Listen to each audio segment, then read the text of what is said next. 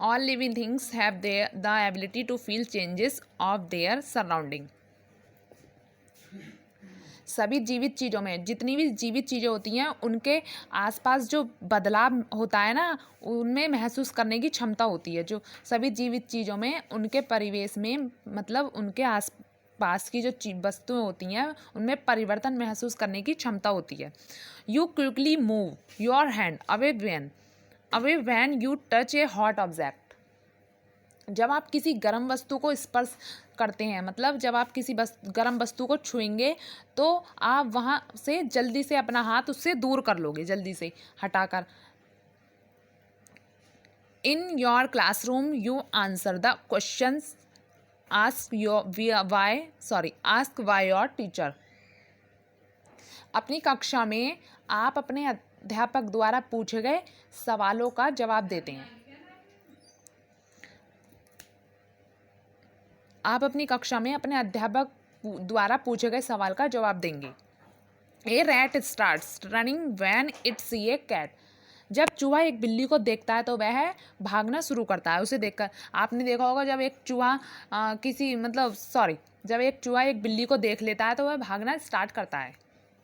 We have well developed sense organs to feel such change.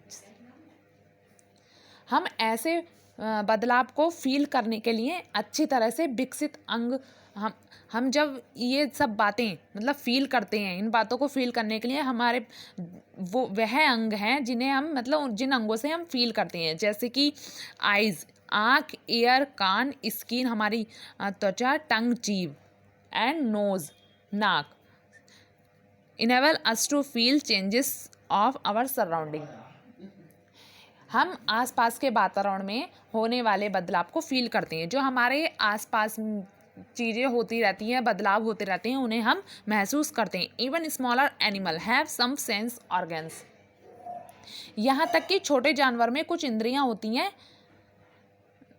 Plants also respond to light, temperature and touch etc। पौधे भी प्रकाश, तापमान और स्पर्श आदि को महसूस करते हैं। पौधों पर जब आपने देखा होगा कुछ पौधे ऐसे होते हैं जिन्हें हम तेज़ धूप में रख देते हैं, वह मुरझा जाते हैं, ठीक है, आपने इसलिए इसका मतलब यह है वह प्रकाश को फील करते हैं, तापमान को फील करते हैं। Non living things do not feel changes. जैसे कि मैंने आपको पहले बताया था, नॉन लिविंग थिंग्स क्या होती हैं? निर्जीव वस्तुएं। यह कोई परिवर्तन फील नहीं करती। निर्जीव वस्तुओं में कोई परिवर्तन महसूस नहीं होता। लिविंग थिंग्स रिप्रोड्यूस, जीवित चीज़ों का पुनरुत्पादन, जीवित चीज़ों का मतलब खुद से उत्पादन होना, खुद से बढ़ना। Production of their own kind by living things is called reproduction.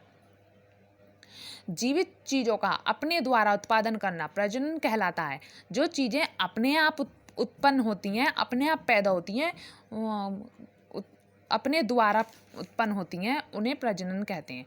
Only living things reproduce. केवल जीवित चीज़ें ही पुनः अपना उत्पन्न करती हैं। जो जीवित चीज़ें होती हैं ना, वही उत्पन्न कर सकती हैं, ठीक है, वही उत्पादन कर सकती हैं जीवित चीज़ें। Non living things do not have this quality. निर्जीव चीज़ों में यह विशेषता नहीं पाई जाती। निर्जीव वस्तुएं ऐसा नहीं कर सकती। Plants reproduce through their seeds.